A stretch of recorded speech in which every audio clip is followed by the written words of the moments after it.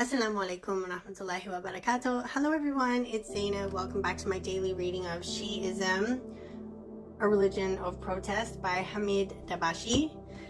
So today I just want to start reading a little bit of this book for you. I'm not reading it like in order, like I'm not starting from where I left off yesterday. I've skipped a little bit ahead and now I'm starting from page 37, and there's a paragraph that's entitled The Life of a Prophet. So I'm going to start to read to you a little bit about Prophet Muhammad, peace be upon him and his family.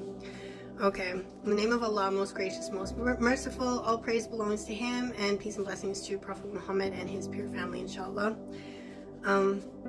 So Bismillahir Rahmanir Rahim.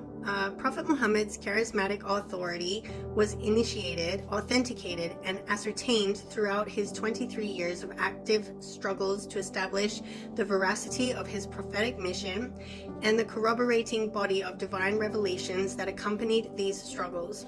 It is impossible either to imagine or to understand these revelations without those political actions, or to make sense of those political actions without these revelations. The combined force reveals the singular source of Muhammad's charismatic authority to have been his solitary soul, assuming ever-expansive dimensions in both political and metaphysical terms. The Muslim hagiographical preference, I'm not sure if I pronounced that word correctly, sorry if I didn't,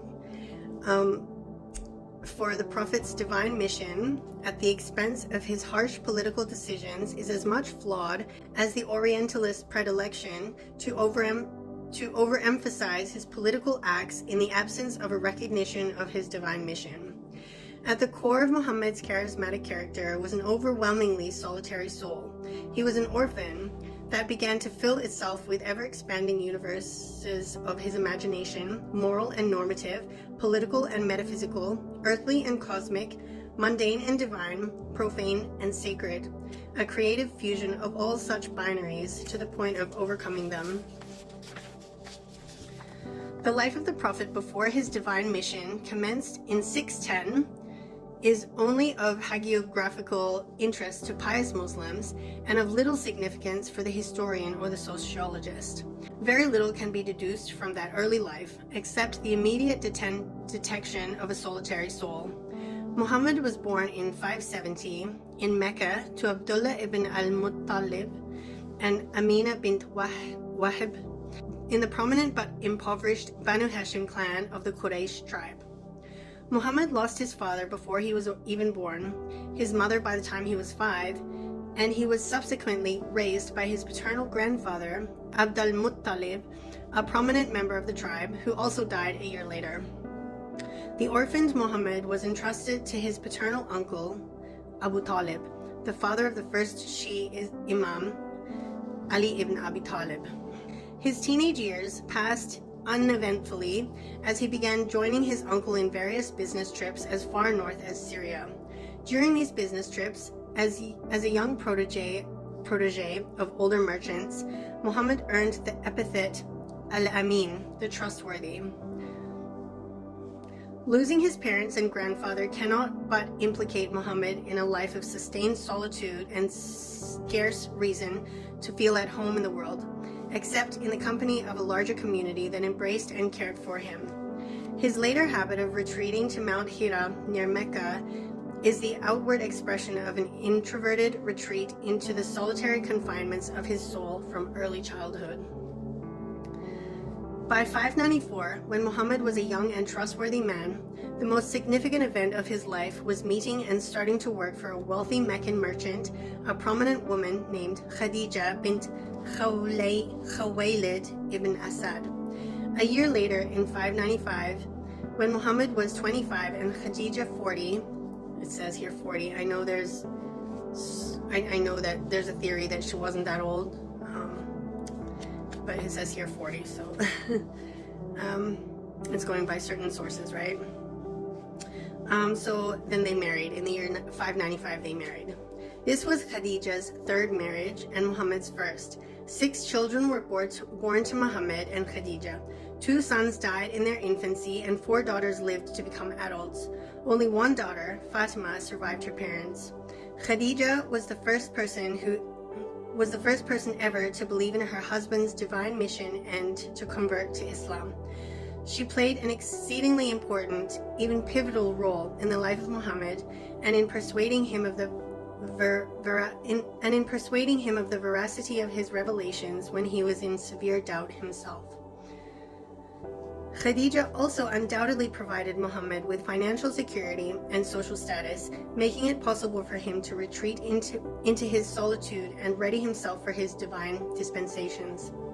Muhammad did attend to his wife's business matters, but the marriage was equally crucial in giving the Prophet the inner peace and that indispensable insularity of his soul on which would be written the divine revelations he was about to receive. Beginning in 610, Muhammad became increasingly reclusive and hermitic, spending long retreats in the mountains adjacent to Mecca. During these long withdrawals of fasting and solitude, he was gradually convinced that he was in the presence of an overpowering divinity and that he was in fact the recipient of shattering revelations, commanding him to rise and warn his tribesmen of a superior purpose in life, his and theirs. Bismillahir Rahmanir Rahim. Muslims believe that the first 6 verses of the Surah Al-Alaq, which is the 96th chapter of the Holy Quran, are the very first revelations of the Quran to Muhammad, peace be upon him and his family. It says, read, in the name of your Lord who created a man from a clot. Read, and your Lord is most bounteous, who teaches by the pen. Nay, no, but verily man is rebellious. Quranic commentators are very particular about these inaugural verses of the Quran. Sheikh Abu al-Futuh al-Razi, among many other commentators, refers to the authority of the Prophet's later wife Aisha, among other authorities, in his assertion that these are the very first verses that were revealed to the Prophet. The same sources, according to Abu al-Futuh al-Razi, report that initially the Prophet used to see rightful dreams that would come to pass, and that gradually he began to hear voices when he was alone. These happened frequently until one day when the Prophet was sitting alone on Mount Hira, Archangel Gabriel appeared to him and told him, recite, to which the Prophet responds, I am not a reader, or I cannot read. Gabriel then reaches out and holds the Prophet tightly and embraces and squeezes him closely, and again asks him to recite. And again the Prophet tells him, I cannot read. This happens 3 times, and 3 times Gabriel commands the Prophet to recite. Shivering with fright, Muhammad goes to his wife Khadijah and asks her to cover him with a blanket. He falls asleep. Okay, I'm going to leave it there, and I'm going to continue tomorrow, so I hope you'll join me then. Until then, stay blessed and stay tuned.